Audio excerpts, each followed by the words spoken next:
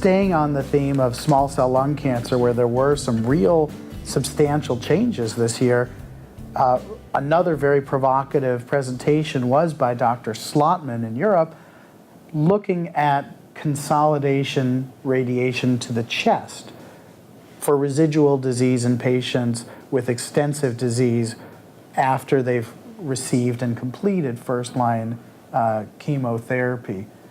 Can you tell us a bit about what that study showed and what that meant to you? In these patients with small cell lung cancer, it's very common for them to have very advanced disease in their mid-chest. Now, they have metastases to other parts of their body, but they have a lot of symptoms from rapid growth of tumor in their mid-chest, and so it oftentimes makes them short of breath and cough and have chest pain and airway obstruction. And so you treat the patients with chemotherapy, and most of them respond. And then oftentimes they're still left with this mediastinal disease, and inevitably that cancer is going to grow, and they may have a lot of symptoms. So over a decade ago, there was a small study that suggested that in patients who've responded to chemotherapy systemically, if you radiate their primary site, the mothership, so to speak, that maybe you do prolong survival. And nobody really quite took to that small data set from the 1990s.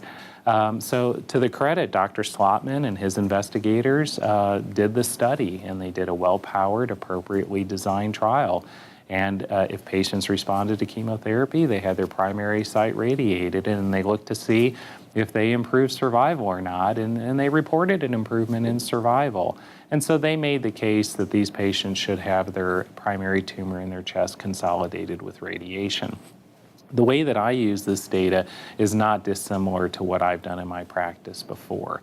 And that is, if patients have the majority of their disease in their chest and they present symptomatically, even if they have metastatic disease and they've responded well to chemotherapy, I oftentimes will offer them a little bit of radiation to their mediastinum. This data, and I did it because I knew they would be symptomatic and difficult to treat when their cancer did inevitably recur there. And this data for me reinforces that practice has merit not only for local control, but also it may prolong their survival. So I won't use it for everyone.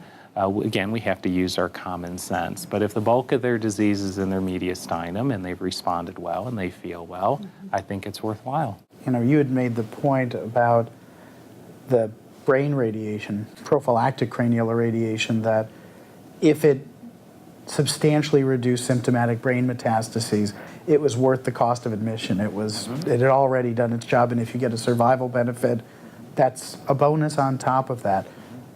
Dr. Slotman made that similar point, saying, look, it's great, we get a survival benefit, and a lot of times you mitigate issues with bulky chest disease that we know can be a real issue. But again, like the PCI issue, to me, it doesn't make sense in a patient who presents with a poor PS and advanced liver mets and maybe brain mets, and their reprieve is short, and I'm not going to consolidate their chest with radiation. But there are those patients that do so well with chemo. They fly right through it, no problems.